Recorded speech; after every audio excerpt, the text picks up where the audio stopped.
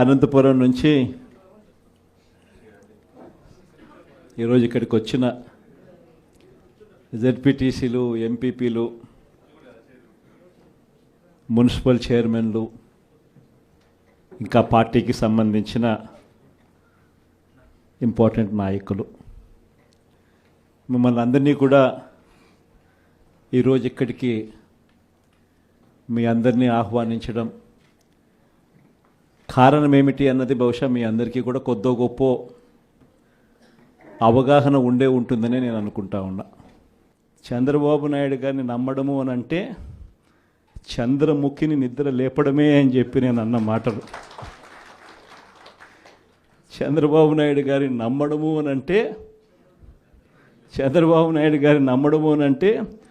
పులి నోట్లో తలకాయ పెట్టడమే అని చెప్పి నేను అన్న ఎన్నికలప్పుడు. కరెక్ట్గా ఈరోజు 6 నెలలు గడిచేసరికే ఈరోజు ప్రతి ఇంట్లో కూడా పరిస్థితి ఏమిటి అని అంటే, జగనన్న కనీసం పలావ్ పెట్టేవాడు, చంద్రబాబు నాయుడు బిర్యానీ పెడతానన్నాడు, ఇప్పుడు పలావు పోయింది, బిర్యానీ పోయింది, చివరికి ఏది లేకుండా రోడ్డు మీద నిలబట్టాడు చంద్రబాబు నాయుడు అనే మాట ఈరోజు ప్రతి ఇంట్లో కూడా ఈరోజు చర్చనీయాంశంగా ఈరోజు మారింది. ఒకవైపున మనం ఇస్తా ఉన్న పథకాలన్నీ కూడా పూర్తిగా ఆపేశాడు, మరోవైపున ఆయన ఇస్తానన్న సూపర్ 6లు, సూపర్ 7లు గాలికి ఎగిరిపోయినాయి. మరోవైపున ఇవన్నీ ఒకవైపున ఉంటే, మరోవైపున 6 నెలలు కూడా తిరక్క మునిపే బాధుడే బాధుడు.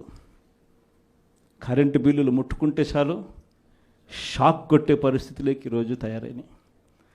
15,000 కోట్ల రూపాయలు 6 నెలలు తిరక్క తరికే 15,000 కోట్ల రూపాయలు ప్రజల నెత్తిన కరెంటు బిల్లులు షాకుల రూపంలో వేయగలిగిన పాలకుడు ఎవడైనా ఉన్నాడు అని అంటే అది నిజంగా ఒక చంద్రబాబు నాయుడు మాత్రమే ఇలాంటి దుర్మార్గాలు చేయగలుగుతాడు. మూడో వ్యక్తి ఎవడు చేయలేని పరిస్థితి. ఆ లెవెల్లో బాధుడే బాధుడు. మరోవైపున చూస్తే ఈ బాధుడుకు తోడు సూపర్ 6లు, సూపర్ 7లు అమలు చేయకపోవడానికి తోడు మనం ఇస్తా ఉన్న పథకాలన్నీ కూడా ఇవ్వకుండా వదిలేసినకు దానికి తోడు, వీటి అన్నిటికీ తోడు ఇంకా ఏం జరుగుతూ ఉంది? చంద్రబాబు నాయుడు ఎవరైనా ప్రశ్నిస్తే చాలు ఆ ప్రశ్నించే స్వరాన్ని అనగదొక్కుతూ రెడ్ బుక్ రాజ్యాంగం ఈరోజు ఎక్కడ పడితే అక్కడ గ్రామ స్థాయి నుంచి కనిపిస్తూ ఉంది. ఇన్ని విపరీతమైన పరిస్థితుల మధ్య స్కాముల మీద స్కాములు జరుగుతూ ఉన్నాయి. లిక్కర్ మాఫియా, శాండ్ మాఫియా, ప్రతి కాన్స్టిట్యున్సీలోనూ ప్రతి నియోజకవర్గంలోనూ పేకాట క్లబ్బులు,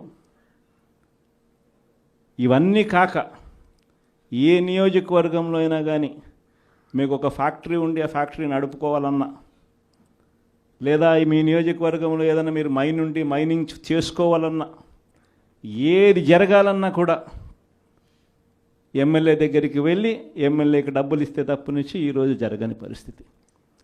ప్రతి విషయంలో కూడా నాకింత నీకింత అని ఎమ్మెల్యే దగ్గర నుంచి మొదలు పెడితే ముఖ్యమంత్రి దాకా పంచుకొని తీసుకుంటా ఉన్న పరిస్థితులు ఈరోజు కనిపిస్తూ ఉన్నాయి.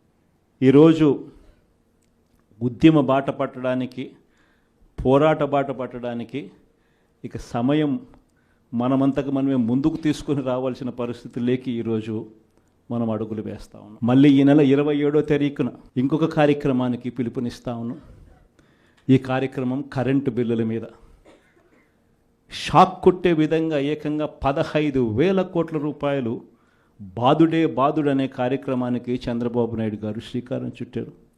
కేవలం 6 నెలలు గడవకు మునిపే ఈరోజు ప్రజల చేతుల్లో ఉన్న బిల్లులు మీరు చూస్తే, నేరుడు నెలకు వచ్చిన బిల్లు ఎంత, డిసెంబర్లో వచ్చిన బిల్లు ఎంత అని చెప్పి తేడా చూస్తే ఆ తేడా ఇట్టే కనిపిస్తూ ఉంది. కనీసం ప్రతి బిల్లులోనూ కూడా విపరీతంగా నంబర్ కనిపిస్తూ, ఇది కూడా ఇంకా 15,000 పూర్తి బాధుడు కాదు, 6,000 కోట్ల బాధుడికే ఈ నెంబర్. ఇంకొక 9,000 కోట్ల రూపాయల బాధుడు ఈ నెల వేస్తూ ఉన్నాడు. అంటే రేపు నెల బిల్లులో ఇంకా 9,000 రూపాయల బాధుడు కూడా కనిపిస్తుంది. మరి ఇలాంటి పరిస్థితిలో బిల్లులు చూపించి మహిళలందరూ కూడా బిల్లులు చూపించి బిల్లులు కాలుస్తూ ఉన్న పరిస్థితి కనిపిస్తూ ఉంది నిరసన తెలుపుతూ. ఇలాంటి వారికి తోడుగా ఈసారి ఈ ప్రోగ్రాం నియోజకవర్గ స్థాయిలోకి వెళ్ళిపోతున్నాం. మొన్న రైతులకు సంబంధించి జిల్లా స్థాయిలో చేసినాం. ఈసారి కరెంటు బిల్లులకు సంబంధించిన ప్రొటెస్ట్ కార్యక్రమం నియోజకవర్గ స్థాయిలోనే చేసే కార్యక్రమానికి ఈరోజు శ్రీకారం చుడతా ఉన్నాం.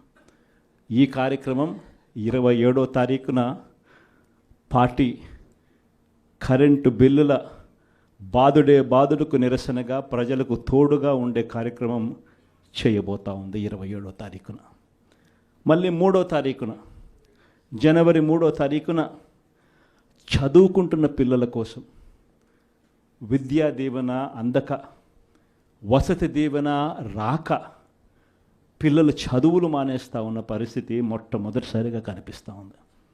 మన హయాంలో, మన వైఎస్ఆర్సీపీ హయాంలో ప్రతి 3 నెలలకు ఒకసారి, 3 నెలలు అయిపోయిన వెంటనే, ఆ త్రైమాసికం అయిపోయిన వెంటనే, జనవరి, ఫిబ్రవరి, మార్చ్ త్రైమాసికం అనుకుంటే ఏప్రిల్లో వెరిఫికేషన్ చేసేవాళ్ళం, మేలో తల్లుల ఖాతాల్లోకి ఆ డబ్బులు పంపించేవాళ్ళం. ఆ తల్లులు వెళ్ళి ఆ పిల్లలకు ఫీజులు కట్టేవాళ్ళు. ప్రతి త్రైమాసికం అయిపోయిన వెంటనే పిల్లల తల్లులకు ఆ డబ్బులు ఇచ్చి పిల్లల చదువులకు తోడుగా ఉండే పరిస్థితి మన హయాంలో జరిగితే, ఈరోజు ఆ విద్యా దీవెన పరిస్థితి ఏమిటి అని అంటే 4 త్రైమాసికాలు అయిపోయాయి. ఈ జనవరి 1వ తారీఖు వచ్చేసరికే ప్రతి త్రైమాసికం అయిపోయిన వెంటనే ఫీజులు ఇచ్చే పరిస్థితి నుంచి 4 త్రైమాసికాలు అయిపోయాయి. పిల్లలకు ఫీజులు అందని పరిస్థితి.